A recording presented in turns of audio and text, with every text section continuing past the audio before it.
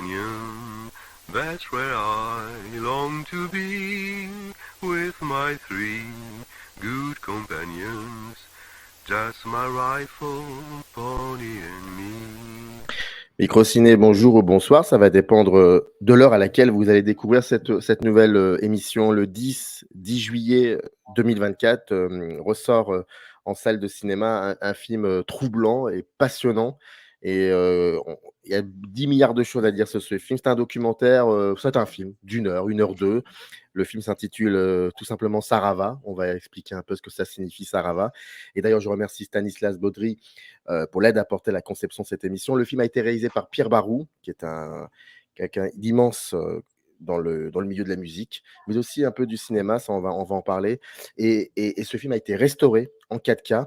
Et pour en parler aujourd'hui, Pierre Barou n'est plus malheureusement, donc ça sera Benjamin Barou, qui est aussi qui travaille dans le milieu de la musique, qui a fait pas mal de choses, qui a beaucoup de casquettes et qui a participé à la restauration de ce film, si je ne me trompe pas. Et Benjamin a accepté de venir en parler une vingtaine, trentaine de minutes. Donc déjà, merci beaucoup. Et première question extrêmement simple, comment on se sent après avoir fourni ce travail autour de ce film? Alors bon, on se sent comme un enfant qui maintenant est un peu vieilli. Mais moi, j'ai grandi avec ce film. Je suis né en 1970. Le film Sarava est également né en 1970 parce qu'il a été tourné en 1969. Et donc, il a fallu ensuite une opération de montage. Et puis, on va en reparler, mais c'est un film qui a une histoire très spéciale, qui n'était pas forcément prévue. Et moi, j'ai grandi avec un film qui n'a jamais vraiment été exploité, c'est-à-dire qu'il n'a jamais eu l'occasion d'être présenté, d'avoir une présentation au cinéma. Il a été, de mémoire, il a été diffusé sur TF1, ouais, je crois, dans les années 70, enfin 72, non, 76, c'était l'ORTF avant. Donc à la télévision française, en tous les cas, dans les années 70, il a été offert par le gouvernement français au Brésil en 1985, après la fin de la dictature militaire. Donc il y a eu des histoires. Le Japon, parce que mon père a toute une carrière japonaise, le Japon l'a donc ressorti en DVD dans les années 90. Il a été sorti en DVD en France. Mais surtout, comme je répète, moi j'ai grandi avec mon père qui prenait des gens il y avait beaucoup de gens chez nous tout le temps. Il captait comme ça des visiteurs, des amis. Il leur disait: est-ce que vous avez une heure? Je peux vous prendre, je peux vous kidnapper. C'était l'expression qu'il utilisait. Je peux vous kidnapper une heure? Ouais, d'accord. Et hop, il les embarquait dans son salon ou dans sa chambre, selon les appartements et les maisons. Et là, cassette VHS. Et tout d'un coup, pendant une heure, silence, parce que mon père, qui était adorable, très débonnaire, pouvait être terrible lorsqu'il s'agissait d'écouter ou de voir une œuvre qu'il voulait présenter. Il fallait vraiment faire silence. Et là, pendant une heure, on rentrait dans la magie de ce film qui n'était pas sous-titré. Donc, n'étant pas lusophone, comme la plupart de ses amis d'ailleurs, on rentrait dans une heure de magie musicale, mais en ne comprenant pas forcément tout ce qui s'y passait. Et qu'est-ce que ça fait 50 ans plus tard, enfin bon, 40 ans plus tard pour moi, en tous les cas, de le découvrir sur grand écran, ça a été bien sûr très, très, très, très émouvant. Je veux dire, j'en ai pleuré évidemment, parce que lorsqu'on a vu 100 fois un film mythique en VHS, en ne comprenant pas tout, et tout d'un coup, on voit des aspérités, on voit des détails donc visuels à l'image, je veux dire, qui sont comme si tout d'un coup on mettait des lunettes. Pour l'audition, pareil, lorsqu'on comprend en plus de quoi il s'agit, parce que c'est quand même une problématique super intéressante, on aura l'occasion d'en reparler culturellement. Et bien voilà, ça crée un choc. Et puis mais le deuxième choc surtout fut que le distributeur Arizona, son intention et son désir de le sortir au cinéma. Ça a été la deuxième grande émotion. Voilà. Question un peu provocatrice, mais en même temps, je pense qu'il faut y répondre par rapport, ne serait-ce que par rapport aux nouvelles générations. Juste, nous expliquer, pourquoi, pas pourquoi, mais, parce que sa position est très importante, mais tout simplement, est-ce que vous pouvez nous raconter qui est Pierre Barou? Oui, bien sûr. Alors, pourquoi provocatrice? Parce Au premier que, sens, c'est ça? exactement, mais moi je sais c'est qui, mais bon, voilà, c'est parfois c'est Ah oui, non, possible. mais Et parfois même des gens de ma génération ne savent pas qui est Pierre Barou. Mais tout à fait, tout à Voilà, fait. donc Non, mais en général, je commence. Bon, j'ai eu l'occasion de présenter ce film assez souvent, soit sous mon initiative, ou soit étant invité par tel ou tel festival, comme dernièrement à Pau, le festival du film musical Rock This Town.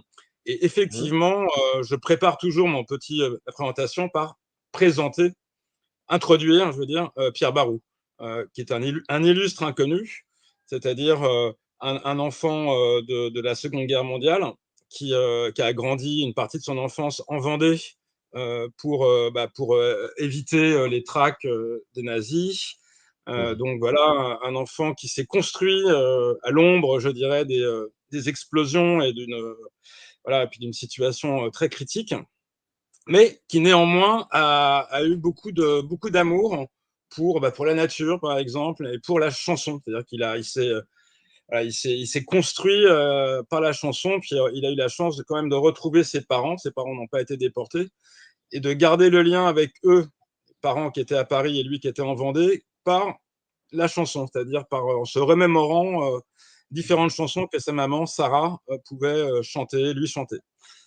Donc c'est quelqu'un qui s'est construit vraiment en dehors des dogmes, c'est-à-dire qu'il a dû renoncer je dirais à sa religion, bien sûr, pendant la Seconde Guerre mondiale. Et puis après, il était un peu écœuré, que ce soit christianisme, etc., judaïsme, il ne voulait plus entendre parler de ça. Et un petit peu de défiance vis-à-vis des institutions, donc, qui évidemment, pendant la collaboration, ont tout fait pour décimer son peuple.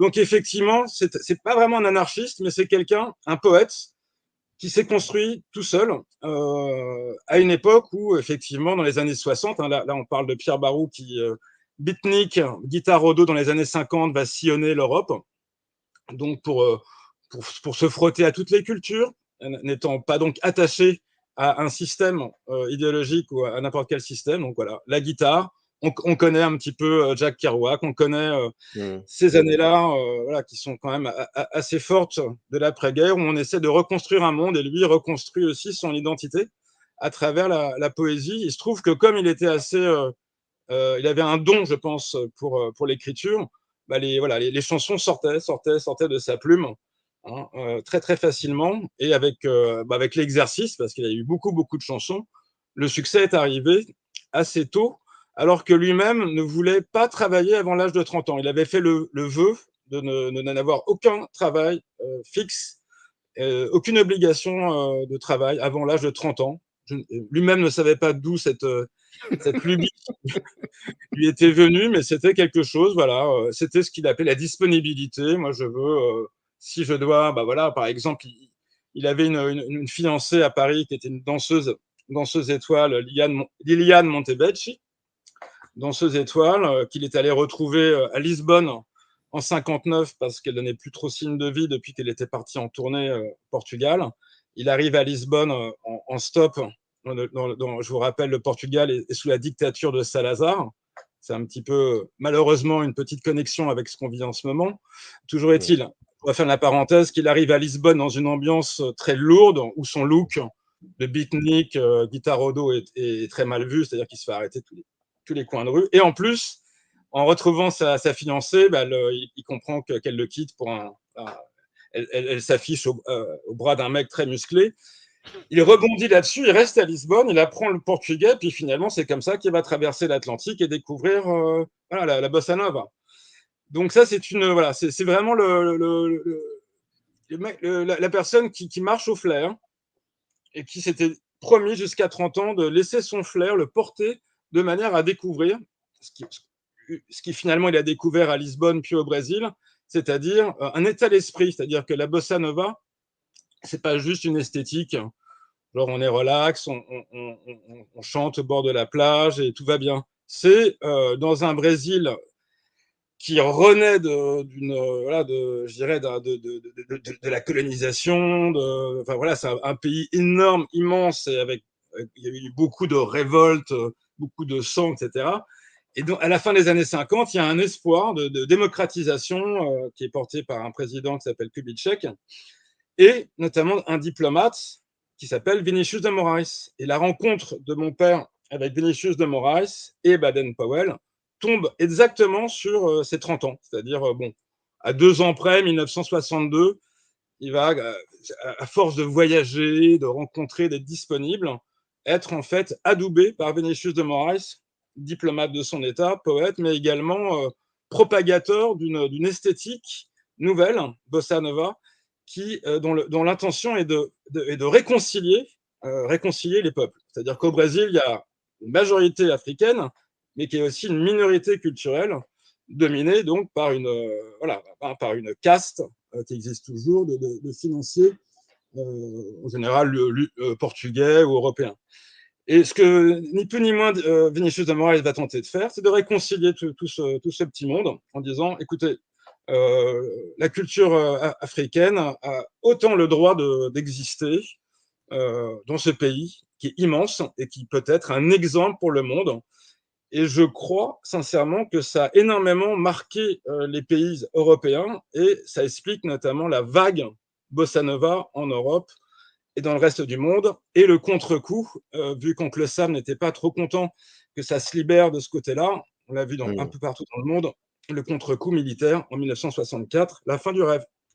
Donc pour resituer Pierre Barou, c'est un poète qui a été très marqué par cette esthétique bossa nova, d'une part poétique, musicale, mais également avec une certaine idéologie, mais je dirais fraternelle. C'est-à-dire, du passé, faisons table rase, essayons de créer une fraternité entre les êtres humains, chose très difficile, peut-être impossible, en tous les cas, qui a été tentée, pas seulement par Pierre Barou, et qui a donné lieu au label Sarava. C'est-à-dire que la création du label Sarava en 1965, on y reviendra peut-être avec Claude Lelouch et Francis Lay pour des raisons d'un film qui avait du mal à se financer, Un homme et une femme, c'était quand même surtout la création d'un lieu de rencontre, de création, avec des personnes de tout style et de toute origine et même confession, etc. J'en passe. De créer voilà, une genre de communauté, mais une communauté au sens communauté d'esprit. Et ça, pendant toute sa vie, mon père a été animé par des idées d'égalité entre les hommes, mais aussi entre les hommes et l'environnement. Donc voilà qui est Pierre Barou et qui est souvent connu pour Un homme et une femme. Donc certaines chansons, la bande son du film qui contient 4 chansons tout de même, ce qui était assez rare de Pierre Barou et Francis Lay, et qui sont le résultat de 20 ans d'écriture acharnée, voilà, qui finalement ont eu beaucoup de succès, un succès mérité, et qui a continué d'ailleurs avec d'autres chansons, donc comme Des ronds dans l'eau, un petit salut à Françoise Hardy, etc. Comme À bicyclette, un petit salut à Yves Montand. Mais voilà, souvent on connaît Pierre Barou pour ses chansons qui sont devenues rentrées dans le patrimoine. On le connaît moins pour le label Sarava qui a lancé des artistes sulfureux et qui avait envie de faire bouger les choses. Et un label qui est le premier label qui a surtout contribué au métissage, qui est, à mon avis, quelque chose de très important dans nos sociétés, pour cette race humaine, cette espèce humaine plutôt. Et puis enfin, c'est le cinéma. Il est tombé dans le cinéma avec le film Sarava. Il n'en est jamais sorti. C'était une passion. C'était plus facile d'écrire des chansons parce que quand on est à la traîne, il suffit d'un crayon, d'un papier, d'une guitare. Mais c'est quand même le cinéma qui l'animait et qui l'a beaucoup, beaucoup porté pendant toute sa vie, quoi. Voilà. Vous savez, ce film que j'ai découvert, hein, je ne vais pas vous mentir, je l'ai découvert. Ça résonne beaucoup hein, avec la société d'aujourd'hui. Je vais me permettre une question certainement indiscrète, et si vous pouvez pas y répondre, je comprendrai. Mais moi, en voyant le film, il y a plein de questions, mais il y en a une, je me la posais comme ça, et je me disais, mais s'il était encore vivant, qu'est-ce qu'il Alors, penserait? Parce que quand on le voit dans le film, c'est un bel homme, il a une présence, il a une écriture très, très belle. La fin, les 2-3 dernières minutes sont magnifiques. On a l'impression que c'est un générique à la Sacha Guitry. Pour celles et ceux qui savent, en fait, Guitry, dans pratiquement tous ses films, c'était lui le générique, et il montrait chaque technicien, chaque acteur, et c'était très beau. La fin de Sarava est vraiment très, très belle et on le voit très incarné aussi. On a cette sensation que ce qu'il vit, ça va l'aider aussi à continuer à se construire, mais aussi à une espèce de, comment vivre, avec les autres, comment vivre aussi, ailleurs, pas forcément qu'au Brésil, et ça, on va y revenir, mais juste, qu'est-ce que vous en pensez si aujourd'hui il était encore vivant et qu'il montrait aujourd'hui, surtout aujourd'hui? Qu'est-ce qu'il penserait de tout ça? Alors de tout ça, déjà, on peut pas résumer une situation qui est, à mon sens, déjà cosmique, c'est-à-dire si on ignore la place de la planète Terre je dirais dans la galaxie telle qu'on la connaît avec nos yeux d'humains, qui sont de toute façon, c'est une vision réductrice. On peut juste faire une idée de ce qui se passe sur cette planète et ce qui se passe dans la galaxie, ce qui se passe dans le cosmos. C'est voilà, il y a des guerres qui sont très dangereuses et qui, je dirais, voilà, mettent. Il y a une ébullition. Mais je ne peux pas savoir ce qu'il en penserait parce qu'il nous a quittés effectivement en 2016. Ça commençait à chauffer. Je sais qu'il était, avec l'âge et en 2016, un peu inquiet par certains attentats et un certain anti-judaïsme. Mais néanmoins, je pense qu'aujourd'hui, il saurait faire la part des choses. Déjà, comme c'était un amoureux des mots, je pense il serait sans doute un petit peu choqué par l'utilisation de mots comme antisémitisme. L'antisémitisme et donc être contre une langue qui sont les langues sémites, qui correspondent au bassin de la Mésopotamie et à des peuples cousins que sont donc les juifs et les musulmans, si on résume par des religions, mais qui sont des peuples qui sont sémites.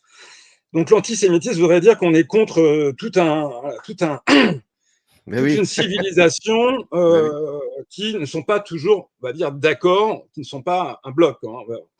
Là, même si je fais un peu, c'est pas de l'humour, mais je veux dire, c'est clairement les sémites qui parlent donc cette langue ne sont pas tous les mêmes, ni ne se ressemblent pas forcément physiquement, ni voilà, il s'est passé des choses.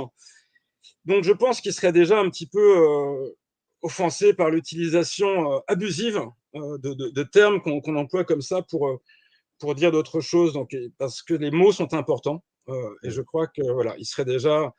Ensuite, je dirais que là, la situation nous dépasse complètement, hein, que ce soit la planète Terre ou le reste. Et je pense que c'est lié. Il y a une hystérie, en tous les cas, une hystérie collective qui touche la planète, avec une droitisation du monde. Donc, c'est ce qui se passe en France, je dirais, quelque part. Malheureusement, ce n'est pas juste la France et ce n'est pas juste l'Europe, c'est le monde. Les raisons, on ne peut pas trop, on ne va pas élaborer ici, c'est pas le sujet, même si Sarava se posait toutes sortes de questions. Et quand je dis Sarava, c'est la communauté Sarava soulève beaucoup de ces questions et traite beaucoup de ces sujets-là. Comment les êtres humains peuvent se fraterniser. Je veux dire, pour mon père, ce qui était important, c'était que l'être humain puisse retrouver sa valeur et s'accorder à lui-même qu'est-ce qu'on veut faire, qu'est-ce qu'on a envie de faire, en fait. C'est-à-dire, donc c'était pour lui très important de réhabiliter la curiosité chez l'être humain. Et c'est vrai que, voilà, que si chaque être pouvait se poser la question, je sais pas, se déconnecter, se débrancher, et se poser la question qu'est-ce que je veux vraiment, bon, peut-être que l'organisme vivant qui est à l'intérieur, qui est derrière ce cerveau, se dirait tiens, peut-être que j'ai besoin de respirer, de manger, avant de taper sur le voisin, parce que j'ai vu à la télévision qu'il fallait que je lui tape dessus, ou que je ne lui tape pas dessus. Enfin, voilà. Il y a des besoins fondamentaux qui sont ignorés, mais je pense que mon père serait d'accord que dans quelques années, ces besoins fondamentaux vont de toute façon s'imposer, car lorsqu'on doit respirer et se nourrir en tant qu'être humain, eh bien, peut-être que ça va nous rapprocher. Merci en tout cas d'avoir répondu à cette parenthèse qu'on referme, assez rapidement. Comment il en est venu, donc à faire ce film? Et puis surtout, parce que je connais un peu la réponse, comment s'est passé le montage du film? Alors, comment il en est venu à faire ce film? C'est une rencontre parisienne. Donc, mon père, qui était à la fois un genre d'ermite, il ne buvait pas, ne fumait pas, quelqu'un de sportif, etc. Mais il aimait la nuit, il aimait le monde de la nuit, c'est-à-dire qu'il pouvait se lever tôt pour pratiquer, je sais pas, le volleyball ou être dans la nature justement, vu que c'est quelqu'un Mhm. qui aimait beaucoup la nature. Mais il aimait aussi l'humanité et la civilisation et la nuit. Et dans le monde de la nuit à Paris, il y avait, dans le 6e arrondissement notamment, à Saint-Germain-des-Prés, Castel. À Castel, il rencontrait toutes sortes de personnes, et notamment Pierre Cast, un réalisateur communiste, euh, quelqu'un de très intéressant que je ne suis pas un vrai cinéphile, mais si vous l'êtes, je pense qu'il y aurait quelque Oui. chose à faire sur Pierre Cast, qui a énormément filmé Mhm. dès les années 40, donc qui était quand même un communiste résistant, etc., etc. Et Pierre Cast avait filmé au Brésil une série de documentaires en 1965 qui s'appelait Carnet brésilien, que je recommande aussi, je recommande de visionner, car dans ces carnets brésiliens, il y a des séquences d'anthologie, notamment pour la partie musique, c'est-à-dire le fameux Vinicius de Moraes avec Baden Powell à Salvador de Bahia en 1965. Donc c'est un an après le coup d'État militaire, mais je dirais que l'ambiance reste encore ouverte. On se dit, c'est peut-être pas la fin du monde, enfin, ou la fin du Brésil, pas encore. Toujours est-il qu'il y a des séquences vraiment d'anthologie dans ce document. Et donc, Pierre Cast et les deux Pierres se mettent à parler. Là, on est en 1969. Et Pierre Cast lui fait part de son nouveau projet très important. Là, on est donc quelques années de dictature. Les choses commencent à s'envenimer. Il devient urgent de défendre une certaine culture de métissage. Mais il y a encore des acteurs culturels au Brésil assez influents qui vont donc financer avec Louis Malle en France un film très important qui s'appelle A Bandera Branca de Oxala, une fiction sur le Condamblé avec Pierre Verger, un grand photographe, prêtre, qui s'est converti au Condamblé, qui vit au Brésil, mais un grand spécialiste de vaudou. Et Pierre Cast est en train de monter un projet assez énorme qui va donc mettre en avant le Condamblé comme une religion à part entière. Voilà. Alors Pierre, bien sûr, Barou s'enthousiasme. Pierre Cast lui dit, écoute, viens, tu seras conseiller musical. Hein, vous savez comme ça peut être les grands projets de long métrage, voilà, Surtout à cette époque. Surtout à cette époque, surtout à cette c'est voilà. époque, puis avec des moyens, et puis encore une fois, le côté franco-brésilien. Alors, ce qui se passe, c'est qu'il y a une genre de malédiction sur les grands films, les projets de films au Brésil, enfin des projets de films occidentaux au Brésil, qui commencent dès les années. On va citer en vitesse Samuel Fuller, Jean Renoir, mais aussi Herzog, bon, qui a filmé. Donc, soit il y a des histoires pas possibles, où les tournages sont hyper compliqués, on pense à Herzog notamment, ou alors les films ne se font pas parce qu'il y a une méfiance justifiée du fait qu'il y a eu un réel pillage culturel au début du XXe siècle. Voilà, donc quand Pierre arrive au Brésil, il rencontre un Pierre Cast dépité, c'est-à-dire que le tournage prévu ne se passe pas aussi bien que ça. Les Brésiliens se méfient. Voilà, les séances de Condamblé qui ont lieu le vendredi soir, bon, bah, c'est pas non plus de la rigolade parce que, hein, même si Pierre Cast est marié avec une Brésilienne, et je pense que lui-même adhère hein, à cette foi, on ne filme pas ça comme ça. Toujours est-il que l'équipe, Yann Lemasson, chef opérateur, et puis Jean-Claude Lheureux, ingénieur du son, sont en stand-by à Rio et n'ont rien à faire. Ils sont désœuvrés. Pierre Cast est dans de très mauvaise humeur. Et Pierre se dit, bon, est-ce que tu me prêtes ton équipe? Et il avait énormément de pellicules. Je sais qu'à l'époque, le nerf de la guerre, c'était d'avoir des pellicules.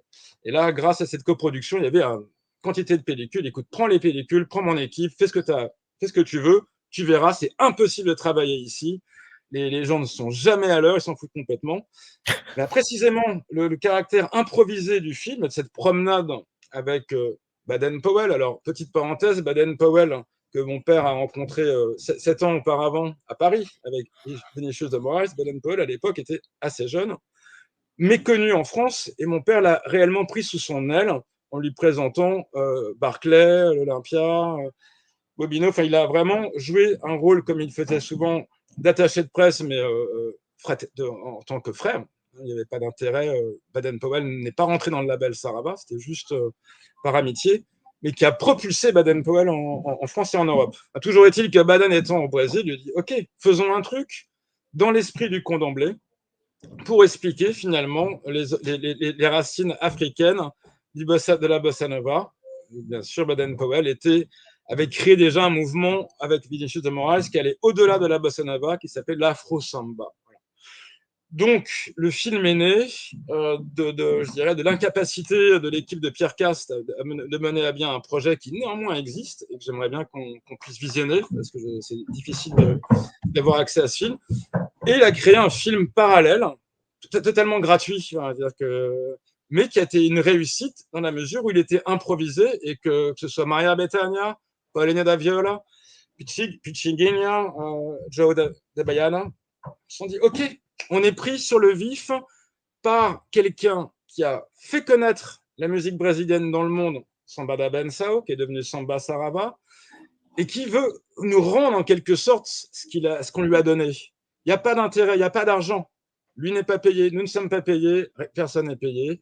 C'est gratuit. Et ce côté gratuit et improvisé, selon un réalisateur qui s'appelle Benjamin Rassa et moi-même, a été le secret de la réussite d'un film qui ensuite, pour des raisons techniques, a eu beaucoup de difficultés à être monté. Mais heureusement, comme je l'ai dit tout à l'heure, Louis Malle étant dans le coup du projet de Pierre Cast, Pierre a bénéficié de Suzanne Baron, une excellente monteuse. Je rappelle que c'était la première expérience de film de mon père, qui certes avait été assistant réalisateur et acteur aussi quand même, donc il connaissait un petit peu les coulisses. Mais là, pour monter un film lorsqu'on ne connaît pas, Suzanne Baron qui lui a dit aucune chance que tu y arrives. Ils ont travaillé ensemble et c'est là qu'il a découvert cette dynamique, cet amour du montage, l'association du son et de l'image. Il a réussi à pallier des problèmes de synchronisation en faisant en utilisant le son hors contexte et en faisant des trucs complètement dingues avec Suzanne Baron voilà. Il a mis combien de temps pour le monter, ce film? Alors, 1 semaine de tournage, je pense au moins 1 mois de montage. Dans son autobiographie. Moi, je pensais plus. Dire des problèmes qu'il avait rencontrés. Peut-être plus, mais là, moi, je me fie juste à son autobiographie. Et peut-être qu'il parle de moi au pluriel, c'est possible. Mais je ne me souviens pas qu'il soit précis, mais bon, voilà. Parlons quand même parlons de l'intériorité du film, ce qui est... C'est une phrase extrêmement banale, ce que je vais dire, mais qui a tout son sens pour l'homme de musique que vous êtes. C'est que c'est vraiment un film qui écoute. C'est vraiment un film qui écoute et qui épouse le rythme de cette musique. Et elle n'est pas uniquement qu'illustrative parce qu'elle est jouée, incarnée, elle est chantée, elle est devant nous. Je pense à Maria, il y a un moment, tous ces chanteurs et tous ces chanteurs, chanteuses, leur geste est politique, mais ils ne le disent pas, ils n'ont pas besoin de le dire. Après, il y a des petits moments comme ça, c'est assez fulgurant, des petits moments où ça nous rappelle un petit peu d'où ils chantent, d'un pays où il y a une dictature. Mais c'est fulgurant. Et ça, c'est le génie de Pierre Barou, d'avoir su jongler tout ça, additionner tout ça pour en faire un film effectivement musical, mais aussi extrêmement politique. Je pense que lui se situe vraiment dans une intemporalité, c'est-à-dire qu'il n'a jamais vraiment surfé sur l'actualité. En général, il n'a jamais essayé de récupérer un discours, et comme je le disais, il était antidogmatique, ce qui lui a provoqué d'ailleurs pas mal de soucis, parce que juste après Sarava, il a enchaîné avec un film assez engagé qui s'appelle Ça va, ça vient, avec Areski Belkacem et Jérôme Sabary. Et si vous voulez, c'était Romain Goupil qui était son assistant. Et là, ça ne s'est pas du tout bien passé avec Romain Goupil, justement parce que Pierre ne respectait pas de dogme. Il n'était pas là pour donner des leçons. Et avec Sarava, je pense que pour lui, c'était très important justement d'avoir une intemporalité et d'être proche des gens. Comme je le disais, il découvre la bossa nova au Portugal sous la dictature de Salazar. mais à l'ombre d'une dictature peut fleurir, même si l'expression est un peu curieuse parce qu'il y a peu de plantes qui fleurissent à l'ombre, mais bon, quoique, à l'ombre de la dictature peut fleurir on peut avoir des surprises et des floraisons inattendues. Et c'est ce à quoi mon père croyait. Donc, lorsqu'il arrive au Brésil en 69, 10 ans après son premier voyage, donc il n'est pas inconscient du changement du paysage.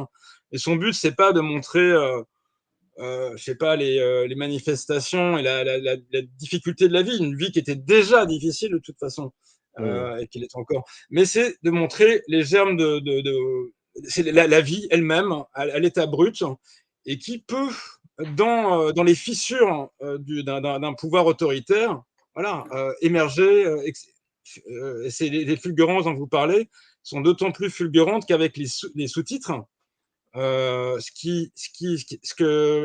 bien aimé quand vous avez dit ce film écoute. Et moi, j'ai envie de dire aussi que qu'on voit les sons, c'est-à-dire que pendant des décennies, j'ai vu les sons de ce film, mais sans comprendre vraiment les interventions. Et avec le sous-titre, on se rend compte que Maria Bethânia vient plutôt d'une famille bourgeoise, que Paulo da Viola vient des favelas, que les deux se rencontrent et que cette rencontre-là, déjà, elle dépasse, je dirais, le contexte de politique d'une année précise qui est 69, juste après des lois de plus en plus répressives, voire des assassinats d'anarchistes ou de socialistes, en bref, des assassinats de contestataires.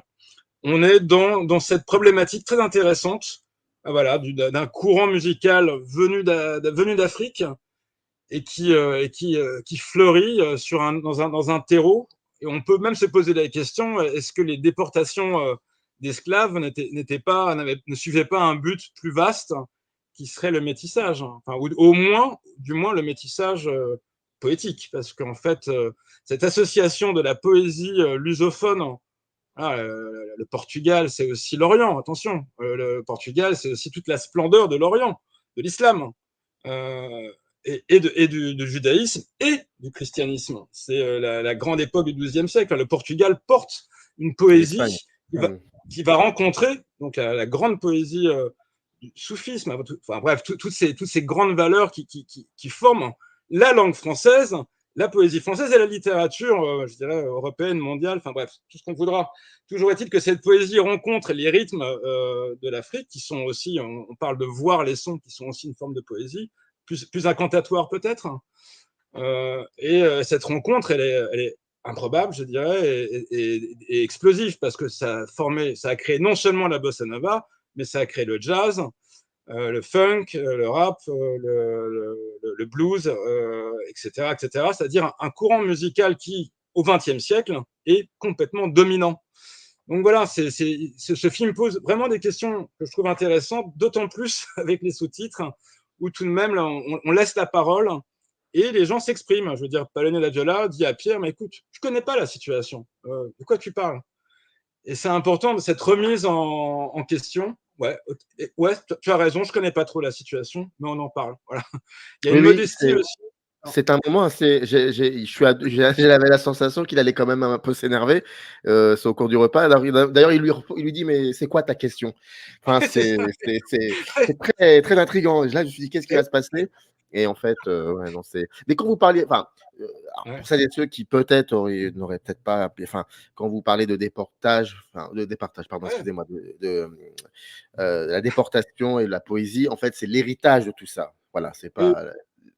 Voilà, c'est ça. Je précise parce que vous savez, sur YouTube, parfois, on entend ce qu'on a envie d'entendre. Donc, ouais, c'est vrai que le mot était l'héritage, voilà, de déplacement, hein, si on préfère ce terme-là, d'une certaine main-d'œuvre venant d'une certaine côte outre-Atlantique du point de vue du Brésil. Voilà, et c'est ça. Mais alors, et qui effectivement a semé tout de même une graine dont le terme Sarava est le symbole. Voilà. Je ne parle pas de déportation juive. Hein, oui, non, et puis, non, bien sûr, non, mais le fait aussi que voilà, que l'esclavage, à la base, c'est quelque chose de pas très poétique à la base. Mais c'est l'héritage, c'est tout ça qui fait que. Parce que, alors, c'est bien que vous le précisez, parce que dans le film, c'est énormément précisé, ça. votre Pierre Barou pose la question, est-ce qu'il y a un rapport avec l'Afrique? Et à chaque fois, on dit: «Oui, bien sûr, c'est évident, il y a même pas besoin de tergiverser là-dessus». Vous arrivez à quel moment dans cette entreprise-là, dans ce projet? Parce que le film est fait, il a été monté, il a été très peu vu et ensuite, il est là, il va être montré enfin, c'est-à-dire avec ce qu'il mérite d dans sa technicité, dans son image. À partir de quelle année vous entrez dans ce projet pour la restauration? Et co déjà, l'idée de la restauration, elle vient d'où? De qui? Comment? Et vous, par rapport à ça? Alors donc voilà, chez Sarava, on est très attaché aux anniversaires parce qu'en fait, c'est une maison de disques, familiale, artisanale et donc bon, j'ai travaillé quand même, avec mon père et chez Sarava pendant plus de 15 ans. Mmh Donc mh. j'en ai vécu certains. Il y a eu les 10 ans de Sarava, là, c'est un coffret sorti en 1977 que je recommande parce qu'il est génial. Les 20 ans, les 30 ans, les 40 ans. Puis il y a eu les 50 ans de Sarava, donc c'était en 2016, vu que Sarava Édition est né en 1965, mais c'est devenu vraiment un label en 66. Donc en plus, on a la chance, on peut jouer sur 2 ans d'anniversaire, ce qui est pratique.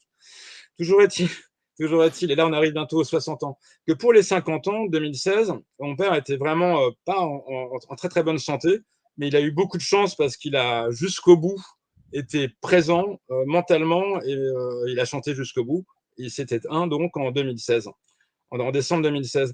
Et moi, à ce moment-là, un petit peu avant qu'il disparaisse, j'avais commencé à travailler sur un projet très important, un livre qui a été publié aux éditions Le Mot et le Reste.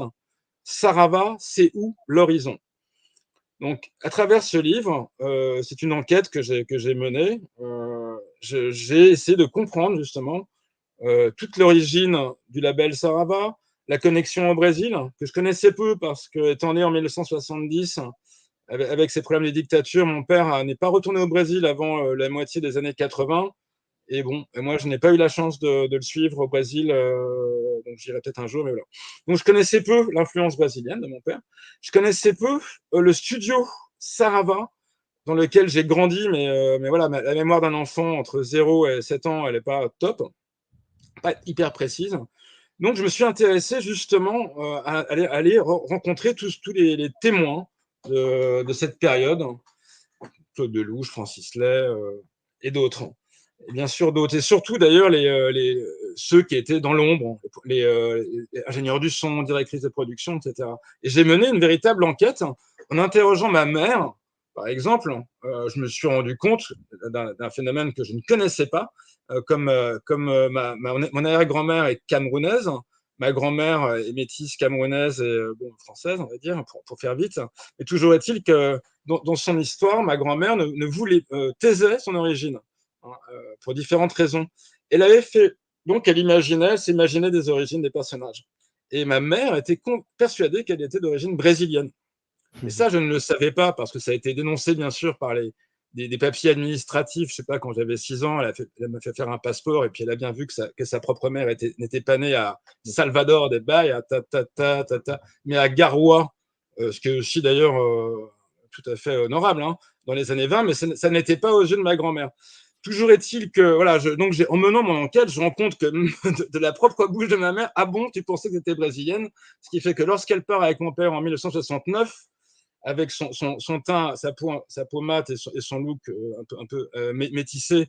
Bon, voilà, le Brésil étant très métissé. Oh, mais oui, tu es de Bahia. C'était une évidence. Donc, elle a chanté avec mon père d'ailleurs La Nuit des Masques, que je recommande aux internautes parce que c'est une séquence assez formidable de Sarava et de mon père et de ma mère, donc La Nuit des Masques de Chico Buarque et de Holanda, en version française. Donc en fait, j'ai mené mon enquête et, euh, et c'est vraiment à partir de ce livre que je me suis dit, mais c'est pas possible. J'ai réalisé que mon père, en fait, parce que l'histoire de Sarava Label, mon livre, c'est de 67 à 77, c'est-à-dire qu'il y a eu il y a eu vraiment 10 ans d'embellie avec énormément d'activités. Et après, ça s'est cassé la gueule. Et j'ai compris qu'une des raisons pour lesquels ça s'est cassé la gueule, c'est que mon père était obsédé par le cinéma. C'est-à-dire qu'à partir du film Sarava, qui ressemble un peu à un accident, ou du moins que lui appelle ça un hold-up, comme s'il était parti en commando, hold-up, haut les mains, tac, je te filme, je reviens, je monte, je balance. Bon, on veut pas le sortir en salle, je fais un autre hold-up, et un autre, ça a duré pendant 10 ans, sauf que le cinéma, c'est pas comme écrire des chansons, ça coûte très cher.